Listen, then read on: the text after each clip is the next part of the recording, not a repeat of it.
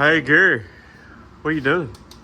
Putting a racing oil filter in here. Oil cooler? Cooler. Filter. It's got to have a filter with it too. Yeah. But anyways, this is I believe it's a 05 6.0. Very clean. It's actually been painted. It's got a KC turbo and stuff on already, but it's brought to us from Slidell, Louisiana to put a bulletproof diesel external oil cooler on it with a remote mounted filter that goes behind the, or down there by the inner fender well. Installed several of these before, one of them being on Gary's truck. We just didn't really make a good kind of detailed video on it, so I told Gary, I was like, I guess we'll just make a video on doing this one and kind of go through the, maybe not exactly step by step, but showing the whole process of putting this on here. So let's go back here and look at these parts real quick, and then we'll start tearing stuff down. This is the prettiest shiny part in the box here that replaces the problematic oil cooler on your 6.0. Even comes with the forward gasket for the bottom of it. Got your nifty little logos for your truck. All your fittings. What is that? Oh, he got the cold weather kit, I believe. Yep. So that's for it's like a thermostatic valve, like the Dodges have on their transmissions. Basically doesn't allow the oil to travel through the oil cooler until it reaches a certain temp. But we didn't do that on Gary's truck. At times Gary wishes he had. So, but anyways, got all of our brackets, got everything we need here. So we're gonna start tearing this down, and it's basically, you're treating this like you're just doing an OEM oil cooler starting out. Additionally, of course, what Gary's doing here is he's pulling the grill off, and what else we got to do? I think we pulled the bumper in the past. And that's just for dealing with the AC condenser, putting brackets on for mounting the oil cooler itself up here in the front. So yeah, we got to do all that. We'll show you all the details, but Gary was going on doing that because it was a nice pretty grill and I didn't want to worry about scratching it up either. Y'all are gonna be getting some different angles on this thanks to this top side creeper, courtesy of Mr. Andrew. I think it's Ciampa is his name, but that's his truck right there. Came with it. We're waiting on the short block for it. So anyways, this is real nice. So Gary's undone our little degas bottle lines like we always do and put a loop in it there so we're not spilling coolant. We're going to take our intake off here. We've unplugged our mass airflow sensor. This will all be a little bit different depending on what intake you have. So yeah, we're going to pull that off, get the other charge air pipe and this one here off, and then we'll work on popping the belt loose, taking the alternator off, if I can talk right today, and then we'll start moving wiring harness stuff around, getting this factory oil filter out, and get down to that. All right, we got our charge air pipes off.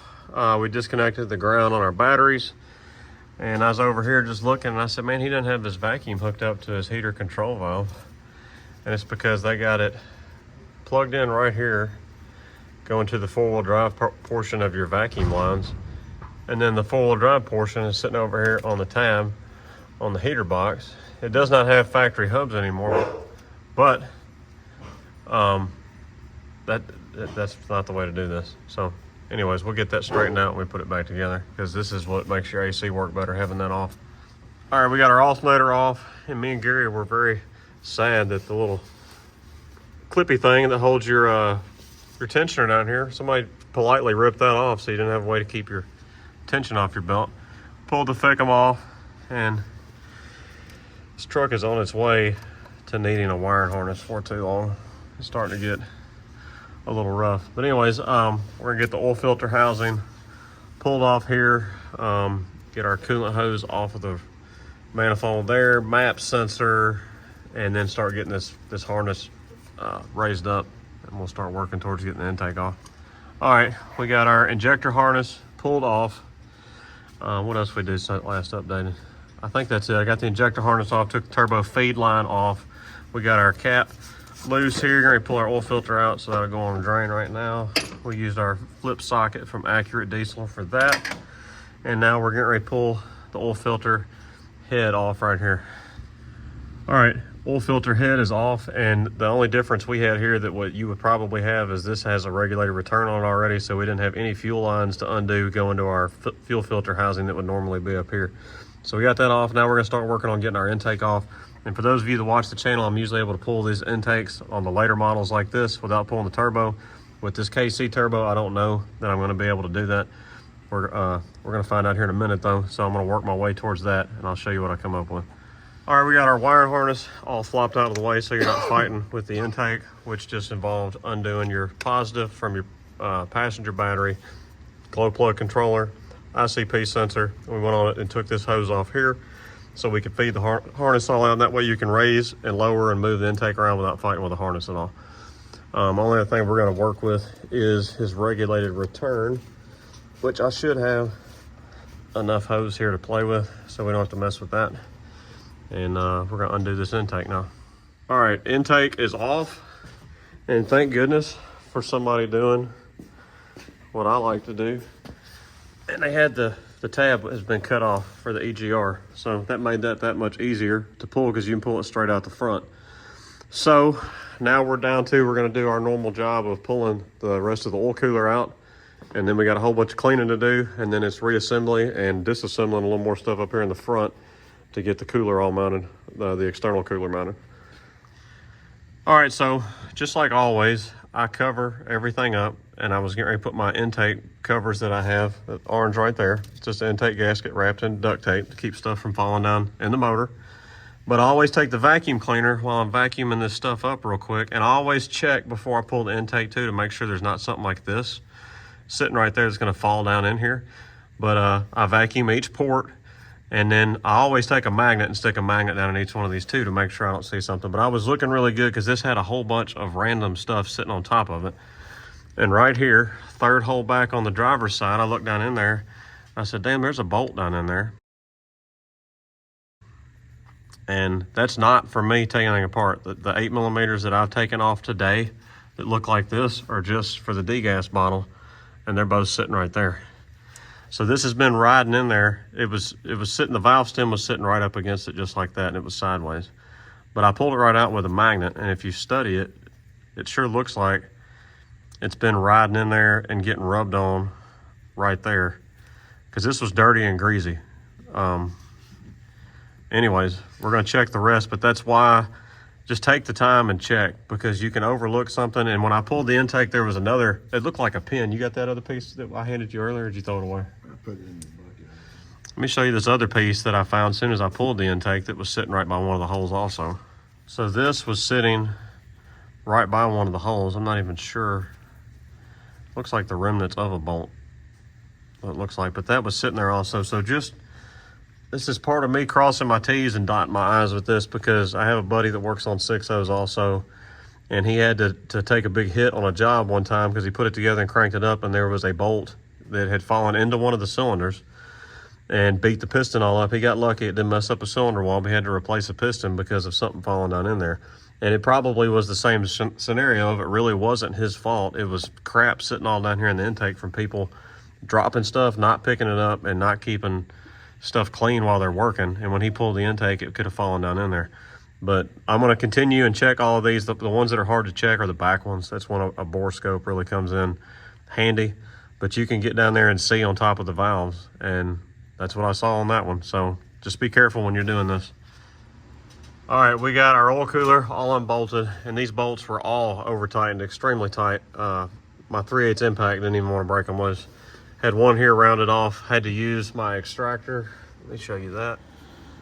So it's kind of like an easy out for the bolts heads. It grabs it when you're trying to break it loose. So that got it out. And there's the bolt. She was rounded off pretty good. So we got that out. So we'll replace that bolt and we're going back together.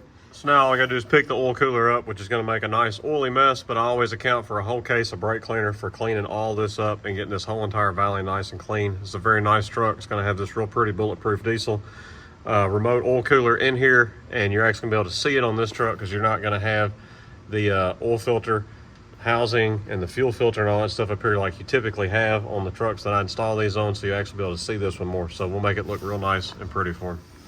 All right, we got our brand new bulletproof diesel oil cooler gasket put on here. This is the OEM Ford gasket that comes with it. We got all of our bolts have been wire brushed and cleaned to go in to hold the oil cooler top down, and we got the one bolt that we had to replace that was rounded off that I had in my 6.0 bolt drawer. You do not use the screen because there's a screen on the bottom of the bulletproof diesel oil cooler top. So you don't have to run a screen anymore. We're all cleaned up and prepped from yesterday. So now we can put that on and torque that down. And then we'll go to moving our oil pressure and oil temp sender over to it and getting ready for reassembly of the rest. All right, oil cooler tops in, torqued down to 18 foot-pounds. We got our oil pressure and oil temp sensor put in here, clean those up, put them in. Bulletproof diesel tells you to put the oil in hose on before the turbo goes back on, but after the intake.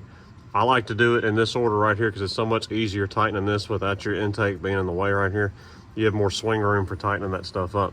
So that's on, tighten up. You'll be able to take this and just hold it up and put the intake in. Like I said, it's not the end of the world pulling the turbo.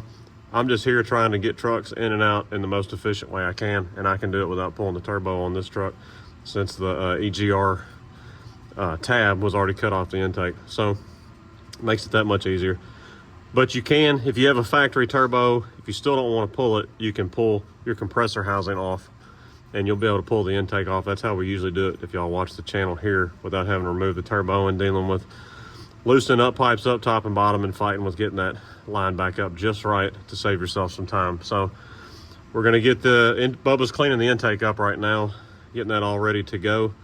And we'll be ready to put the intake back on and then continue with doing hoses and moving on to doing the front oil cooler portion. And the reason that he was having such high oil temps is this is not an OEM oil cooler. This is some Chinese junk. And I can always tell when I knock them out of the cooler top too, because they don't fit near as tight. You barely got a tap on them. They come right out of the top usually when they're off brand. All right, got our factory intake gaskets sitting there. We got our intake bolts all cleaned up in the box up there, been wire brushed. Bubba really outdid himself cleaning this intake up, just like always. And we're gonna set this on there now, get some bolts started, and then we can jump right on to all the rest of the reassembly, get the motor part all together. We'll have the two lines that go to the oil cooler top just laying up here, and then we'll disassemble the front, pull the condenser and all that, and do the rest of the bracketry and everything. All right, intake is on and torqued down. We got our EGR, our Bluetooth EGR on there with the new tube from Bulletproof, which has the spring clamps, not worm clamps. What else did we do? I guess that's it. So now we're gonna put our band clamp on the downpipe, get that done. I'm gonna pull all the injector plugs back up, which I probably didn't mention. I always release those and push them down in there when I'm pulling an intake, because you go to wiggling on stuff and you'll end up chipping and breaking an injector plug. Keeps you from doing that. All you gotta do is grab the side of it with a needle nose pliers, real careful, and pull out, pop it back in. Keeps you from damaging that. So we're gonna do all that, start getting this wiring harness back on, turbo supply line, and yeah, we'll catch up then. Injector harness is on, all clipped in, all routed. I got the main harness all plugged back in, all except for the alternator here, of course. Just kind of making a decision on, he's got a regulated return on where to run these lines, so I decided to put the other Bulletproof diesel hose line underneath them. We'll see if that works. It should. We also sleeved these hoses right here, the regulated return lines where they go over the new oil cooler, because it's got some real sharp edges on it compared to the OEM oil cooler, so that doesn't get chafed and rubbed through the line. So we did that. Got a new O-ring on our turbo feed line, new gasket sitting up there on top. We're gonna hook that up and put the FICM on, and then we're gonna do everything on the front here. All right, we're all together, FICM's on. We're gonna put the alternator on real quick, and then we're gonna be on the floor doing everything else on the front of the truck and routing these hoses. And then the only thing we'll have left once everything on the front portion is done is putting our charge air pipes and our air intake on, just because we don't want that in the way for getting these fed through the radiator support up here. Hey man, what are you doing? Doing surgery? Yeah, pretty much. So we got to get this off, get your hood latch off, mark it. I just took a scratch off and marked my edges on it, so that it'll go back in the same spot. So we're gonna get the hood latch loose. We're gonna get this air deflector off right here, and we got to hook our AC lines up and discharge the system, and because you're gonna be pulling the condenser off. All right, we undid our two 13 millimeters right here for our high pressure lines, or our condenser lines rather. Bubba got it pulled out now. We're gonna go put this on the table. Bugs are free. Yeah, we got the oil cooler all mounted and ready to go on here, so let me show you what we did on that. All right, here's your oil cooler assembly. It's all bolted down to the bracket that goes on the condenser now. What you start with initially is you put your 90s in, he's got the cold weather kit, so you put your bypass on here. You hand tighten this hard line up, then tighten everything up. Take the hard line back off, put all your little nuts and washers on everything that tightens it down, and then you put this back on and tighten it back up. This is just hand tight right now. I was just kind of jumping ahead, but we're gonna put the condenser up here now and go through mounting this up to the condenser. All right, so oil cooler's all mounted to our condenser here. You can see it's a little bit sketch with the bolts. Just got to be careful, make sure you don't hit a line. All the holes are already in here, this size right here, which they tell you to use. They say only drill a hole if you have to. And this is the only one we had to drill right here. And of course this side, your tubes are running straight through the condenser. So you just make sure that you're in between your lines there. So this is ready to go back in the truck. If you have a 17-inch tall transmission cooler, as this truck does, you have to use these brackets here and lower your condenser down to be able to clear the oil cooler, because the oil cooler is going to sit in this area right above it. So we pulled the bumper off to get access to it. We got to drill these rivets out. And from what I remember in the past doing this, I used these holes to go in right there. We're going to take the power steering cooler loose, just get it out of the way. And I've done this before without taking the transmission lines loose, so you don't have to lose any transmission fluid or make a mess doing that. I'm gonna take my side cutter and cut this right here. And like I said, get rid of the rivets, and then we'll re-rivet the new one on here. And we should be good to go. What are you doing? I'm drilling out a $1,000 external oil cooler bracket. Oh, $2,700. Let's get that I'm right. sorry, I missed it little by little bit. Having to drill holes that aren't right in the bracket. I like your bulletproof diesel, but come on now. All right, so we got the transmission cooler all mounted up, and my only complaint so far really is don't send rivets with this kit. I hate rivets, so we put 2 rivets in each side and 2 bolts. The rivets just don't tighten up enough to make this thing feel good, so we put bolts, 2 bolts in each side. Did this without taking the cooler out. Just make sure your transmission line's tucked behind this and don't get kinked. We cut this much off of the brackets on the transmission cooler, dropped down, had to drill new holes, reuse the same bolts, same speed nuts, take your power steering cooler loose, and it goes right back in the same exact spot. Is that it? Am I missing anything? Nope, not yet. So now the AC condenser's ready to go back in. I gotta say, I don't remember if it came with new O-rings for the AC or not, but we're gonna put new ones on it if it didn't anyway, so. All right, last thing before your condenser goes in is you have to trim this off right here, what they tell you to do. If you look real close, there's a little molded circle there, there's a molded circle here, and you can see in their picture, kind of using those as a reference, how much to cut out, and just round your corners, cover up your AC lines so you don't, this is really dusty when you cut it. Got it all over me, and you don't want to fill your AC lines up with that. So now we're gonna put the condenser in, mount that up, and then we can get on to hooking hoses up and mounting the oil filter. All right, we're all together. Charge air pipes are all back on. We routed our hoses down here, got our filter housing on. I'm gonna fill the oil filter up and screw it on here in just a second. This bracket right here, that is part of your radiator support and all this up here. I rounded this corner off since the hose runs right by it, and I went on and sleeved the hose with an old piece of rubber hose to protect it. With the zip tie there, did the same thing here because this hose is gonna end up maybe sitting against that possibly. What else did we sleeve? Is that all we sleeved? Yeah, just Okay. 2 on that side. That's all we did on that.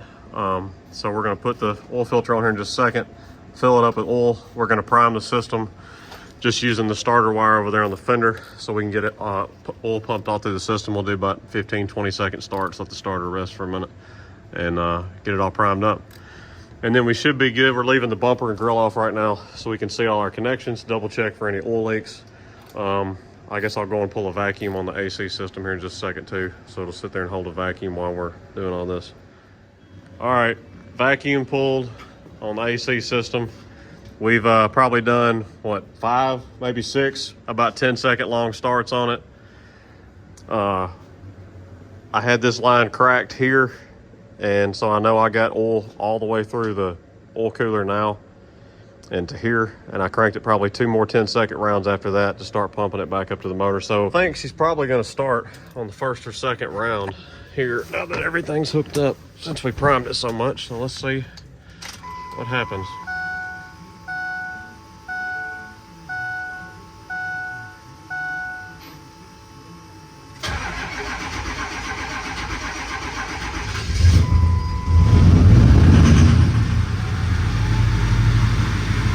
First round.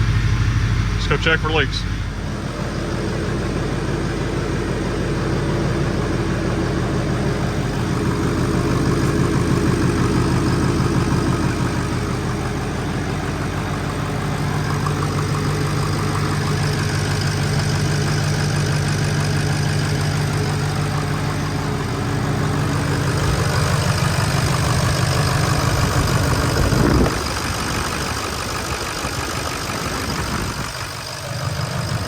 All right, guys, so we drove the truck with the bulletproof diesel external oil cooler on it. No problems with that. Everything works just like it's supposed to. Oil temps are absolutely excellent. I don't know how I lost the footage for that, but I can't find it to finish this video, so here we are finishing it now. Drove the truck. I don't know if you noticed on the column there, you had a fuel pressure gauge, glow shift, cheap junk. But anyways, it was only saying 44 pounds the whole time, no matter what you did, under a load, whatever, only 44 pounds. Called him, said, hey, is this normally at 44 pounds? He said, yeah, it's been that way since I bought the truck. And I said, well, that's not good. I said, because anything under 45 is not good for these injectors. So brought it back here, took the fuel pressure sensor out of the regulator for the 4-line feed regulated return on it. And still had 44 pounds of my mechanical gauge, so it was not a failure with the sensor or the gauge or anything like that. I wanted to rule that out. I attempted to adjust the regulator with the regulated return on it. Couldn't get the pressure to come up at all on it. So looked at the fast pump. It's the older style fast pump that was preset at that 45 to 50 PSI range. And it had some cheap Wix filters on it. I'm a believer in using nothing but the fast filters on it. So I ordered a set of fast filters, ordered the 75 PSI spring kit for the fast pump, threw all that on there, primed the system all up, and I had 90 pounds at the regulator then, which is excellent. So I dropped that down to 65 pounds. And the truck ran like a totally different truck, because I'm not even sure what injectors are in it, but that truck has really got a really good turbo injector combination, and it rips good. So we got all that fixed. He picked the truck up, I don't remember if it was yesterday or the day before, but anyways, is happy with it. I'm sure he'll be coming back for something else in the future. So that's this video and a wrap. I'll put a clip here of ripping that truck.